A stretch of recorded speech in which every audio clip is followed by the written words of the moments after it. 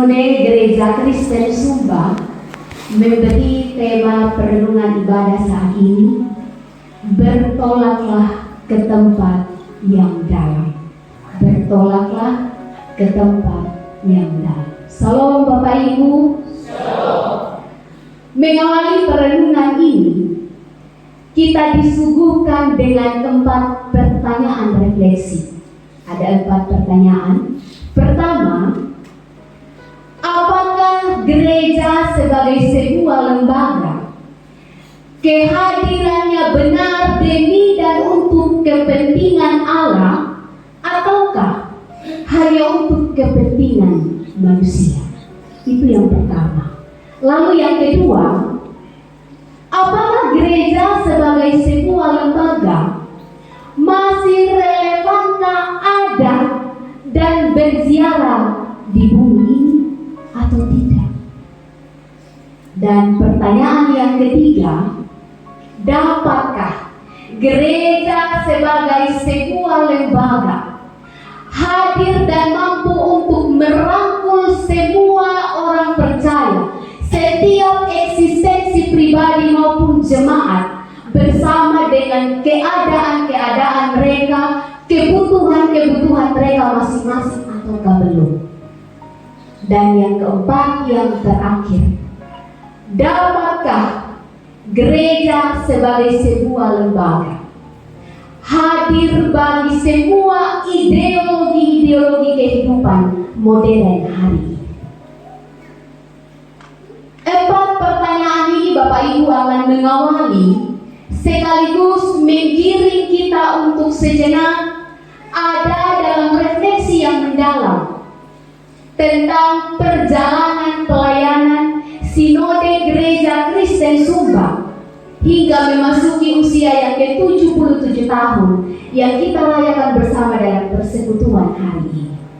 Sederhananya, 4 pertanyaan ini juga sebenarnya sedang mau mempertanyakan keberadaan Bapak Ibu dan saya, kita sebagai gereja, kita sebagai bagian dari Sinode Gereja Kristen Sumba, bahwa melalui Sinode GKS ini, apa yang sudah kita lakukan dan apa yang akan kita lakukan yang terbaik untuk Tuhan dan juga untuk sesama.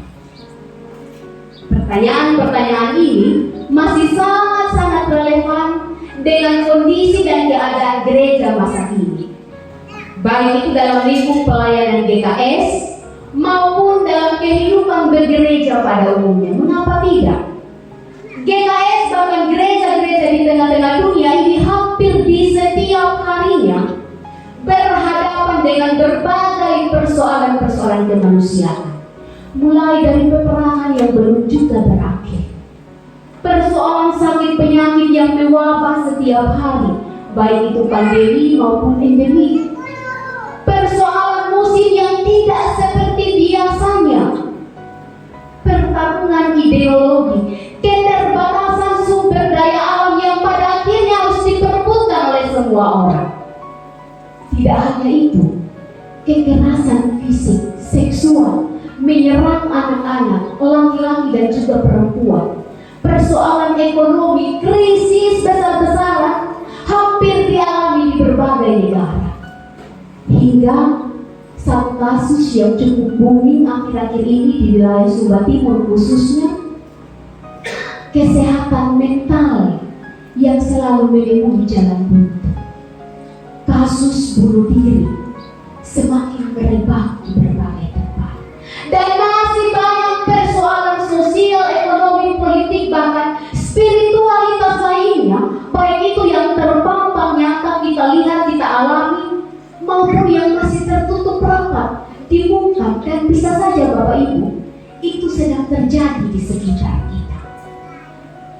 Dan dengan persoalan demi persoalan yang terjadi, membawa dan mengiring kita pada satu simpulan pertanyaan.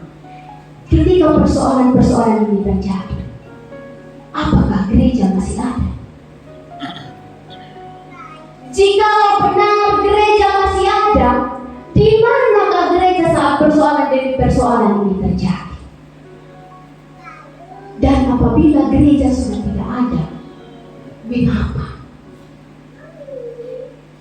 Bapak Ibu saudara-saudari jemaat yang diberkati Tuhan, dalam kita merayakan 77 tahun Sinode Gereja Kristen Sumba di Persekutuan hari ini, kita pun diajak untuk belajar dari perjalanan Yesus, perjalanan Simon, dan juga kawan-kawannya yang tertuang dalam teks Lukas pasalnya yang kelima, ayatnya yang pertama sampai dengan ayatnya yang ke-11.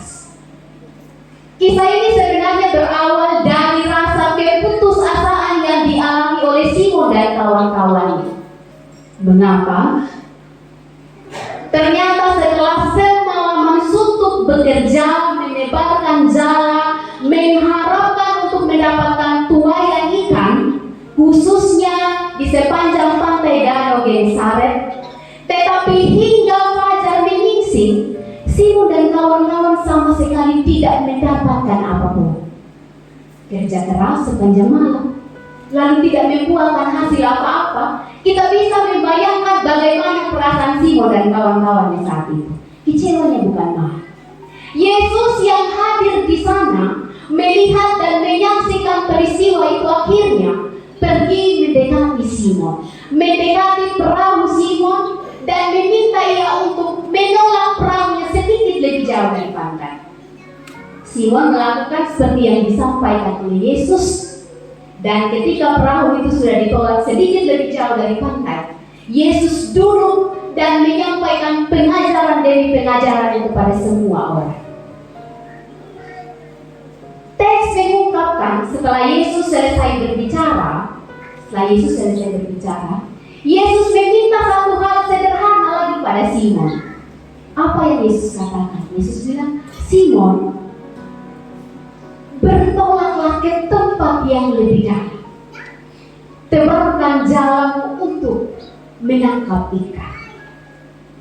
Simon yang saat itu Bapak Ibu masih diliputi perasaan putus asa dan kecewa, dia berusaha keras untuk menjelaskan pada Yesus, kami ini nelayan. Kami ini punya keahlian dalam hal tangkap menangkap ikan. Kami sudah bekerja keras sepanjang malam tapi tidak membuahkan hasil apa-apa. Lalu untuk apa Yesus menyuruh kami lagi untuk melakukan sesuatu hal yang pada ujungnya kami tahu itu tidak membuahkan hasil apa-apa? Simon berusaha merespon permintaan Yesus itu dengan mencoba mengutarakan kegagalan yang baru saja menimpa dirinya dan juga menimpa kawan-kawan. Tapi menariknya Bapak Ibu, dalam ketidakpahaman Simon akan permintaan Yesus, dia tetap belajar patuh dan tunduk. Simon menyepakati apa yang dikatakan oleh Yesus, bertolak lebih dalam dan menebarkan jala mereka. Dan apa yang terjadi? Sesuatu yang betul-betul di luar dugaan Simon. Jala yang mereka tebarkan menghasilkan ikan dalam jumlah yang sangat banyak, hingga membuat jala itu hampir koyak. Bala bantuan pasti dibutuhkan oleh Simon. Dia memanggil kawannya dengan bahasa isyarat, membawa perahu mereka hingga 2 perahu terisi penuh oleh hasil tangkapan ikan, hampir membuat perahu itu tenggelam. Mengalami mujizat itu secara langsung, seketika itu juga Simon tersungkur di hadapan Yesus.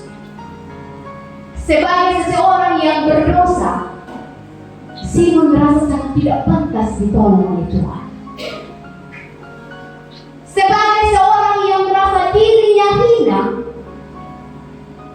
Simon merasa sama sekali tidak layak untuk dibantu oleh Yesus.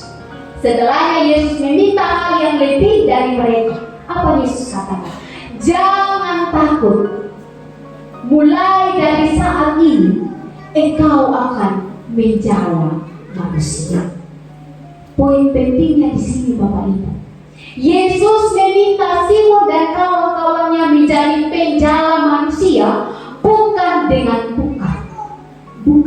bukan, melainkan dengan teladan yang memikat. Dari narasi teks ini, kita dapat belajar 3 hal. Yang pertama, gereja belajar mendengar dan melakukan apa yang dikehendaki oleh Allah. Gereja belajar mendengar dan melakukan apa yang dikehendaki oleh Allah. Pada prinsipnya Bapak Ibu, Simon dan kawan-kawan, mereka adalah orang-orang yang memahami secara utuh, baik itu strategi ataupun skill menangkap ikan khususnya di sepanjang pantai Danau Genesaret. Boleh dibilang, pekerjaan ini bukan lagi hal yang baru bagi mereka. Mereka sudah cukup pro, punya keahlian khusus. Secara pekerjaan mereka memang adalah sebagai nelayan. Sehingga bisa saja dengan keahlian yang mereka miliki, dengan kelebihan yang mereka punya, mereka menolak permintaan Yesus untuk bertolak ke tempat yang lebih dalam lagi. Toh kami ini lebih tahu dari Yesus. Pekerjaan kami memang nelayan. Kami tahu benar bahwa situasi seperti ini tidak memungkinkan kami untuk mendapatkan hasil tangkapan ikan. Bisa saja. Tetapi karena didorong oleh satu sikap, yaitu sikap rendah hati, Simon dan kawan-kawan berhasil mendengar dan melakukan apa yang menjadi kehendak Allah bagi mereka. Semestinya Bapak Ibu, sikap rendah hati ini juga yang harusnya dimiliki oleh semua orang percaya. Sikap rendah hati ini juga yang harus Bapak Ibu dan saya, kita sebagai gereja, kita sebagai bagian dari Sinode Gereja Kristen Sumba, harus semestinya ini yang kita miliki. Manusia mungkin merasa bahwa dia bisa melakukan segala sesuatu seorang diri. Manusia mungkin merasa bahwa dia bisa menciptakan ini dan itu, bisa membuat ini dan itu, bisa mengatur pelayanannya semaksimal mungkin, bisa menggunakan potensi dan keahlian dirinya untuk melakukan segala sesuatu. Tapi apabila kita sedang berada di posisi ini, sadarkan diri kita. Mengapa? Bahwa sehebat apapun manusia dalam dunia ini, pegangan kita harus jelas. Prinsip kita harus pada tetap satu hal. Kita mau belajar mendengarkan suara Tuhan dan juga melakukan apa yang dikehendaki oleh. Tidak mudah memang Bapak Ibu. Apalagi terkadang kita terperangkap oleh pikiran-pikiran kita sendiri, oleh cara, kebiasaan, metode-metode kita sendiri, hingga itu membuat kita merasa yakin bahwa tanpa Tuhan kok kita juga bisa.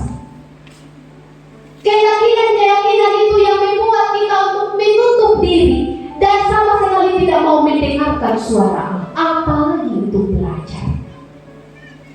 Tetapi harus kita ketahui, mendengarkan suara Allah melalui firman-Nya, manfaatnya sebenarnya sangat besar bagi hidup kita. Firman, dia bermanfaat untuk menasihat, menegur, memperbaiki kesalahan, bahkan memperlengkapi semua orang percaya untuk hidup jauh lebih baik. Karena apa? Gereja itu dibangun antara Allah dan manusia. Allah menghadirkan ruang perjumpaan antara Allah dan manusia ketika melakukan kehendak. Ruang perjumpaan yang tidak pernah ada akhirnya. Ruang perjumpaan yang dibukakan untuk apa? Untuk memperbaharui iman kita, memperbaharui pelayanan kita, kesaksian kita, persekutuan kita di tengah-tengah dunia. Karena apa? Pelayanan, persekutuan, kesaksian itu dia tidak pernah final, tidak pernah ada akhirnya. Sama seperti Yesus yang tidak pernah final berbicara kepada manusia dari waktu ke waktu. Karena itu, izinkanlah Tuhan masuk ke dalam kehidupan perahu pelayanan Gereja Kristen Sumba dan bertolaklah ke tempat yang lebih dalam. Yang kedua, Gereja belajar untuk menghadapi tantangan yang beresiko menuju kedalaman iman dan pelayanan. Sama seperti yang Yesus katakan, bertolaklah ke tempat yang dalam dan tebarkan jalan. Hidup dan pelayanan kita seringkali terhenti pada tempat yang dekat. Di pinggir-pinggir saja. Kita tidak berani masuk ke tempat yang jauh lebih dalam. Kenapa? Karena bagi kita, itu tempat yang paling aman. Itu tempat yang relatif tidak beresiko apa-apa. Kita enggan, kita takut, khawatir, cemas untuk melangkah lebih maju lagi. Padahal lihatlah melalui kisah Simon, justru di tempat yang lebih dalam itu Tuhan sedang menyediakan sejuta rencana besarnya untuk kita nikmati. Risikonya memang tidak mudah. Bisa saja ada badai, bisa saja di tengah lautan itu ada angin yang kencang, gulungan ombak yang tinggi. Bisa saja kita terombang-ambingkan di lautan yang luas. Bisa saja ada risiko kapal karam. Dan masih banyak kemungkinan buruk lainnya yang akan kita hadapi. Tapi satu hal yang harus kita simpan dalam hati, Tuhan menjamin penyertaannya bagi kita. Aku sekali-kali tidak akan membiarkan engkau. Aku sekali-kali tidak akan meninggalkan engkau. Itu janjinya bagi kita. Karena itu, kita tak perlu ragu dan takut untuk bertolak ke tempat yang lebih dalam lagi. Bertolak ke tempat yang lebih dalam artinya Yesus ingin kita melakukan sesuatu hal yang lebih besar. Kita mungkin adalah orang-orang yang seringkali mengomentari penderitaan dan kesusahan hidup orang lain dengan satu ungkapan, aduh kasihan dia. Kata kasihan sebenarnya tidak cukup Bapak Ibu. Tuhan ingin kita melakukan sesuatu hal yang jauh lebih besar dari sekedar kata kasihan. Kalau kita kasihan, kita peduli, kita iba. Aksi nyata apa yang harus kita buat? Hal apa yang harus kita lakukan?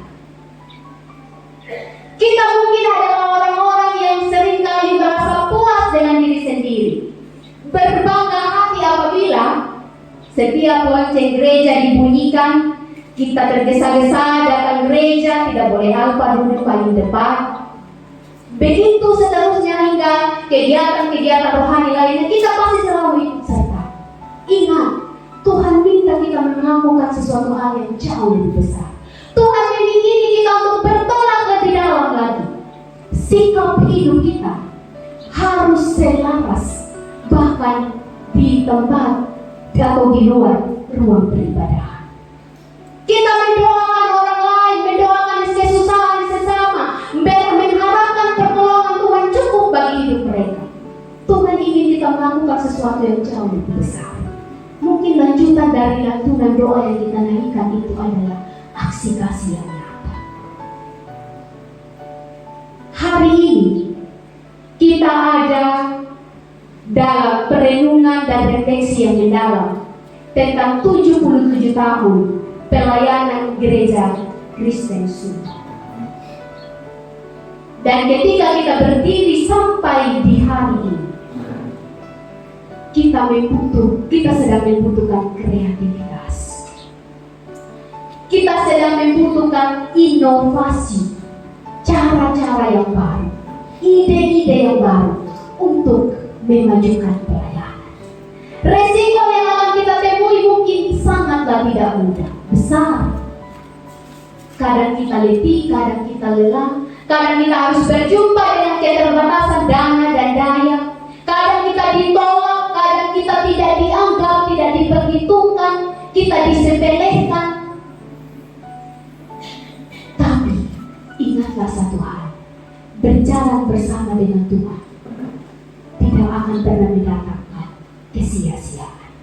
Janganlah takut untuk bertolak ke tempat yang lebih dalam, karena di tempat yang lebih dalam itu sejuta rencana besar Allah sedang menanti kita. Yang ketiga, gereja yang terus belajar menjala dan menjangkau umat Allah.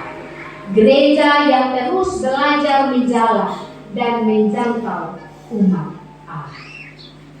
Tugas Simon dan kawan-kawannya tidak hanya sebatas menyebarkan jala, mendapatkan hasil tangkapan ikan yang banyak kemudian pulang. Tidak. Demikian juga kita sebagai gereja. Tuhan tidak pernah memanggil kita hanya untuk hadir sebagai gereja mendirikan gedung ibadah yang megah.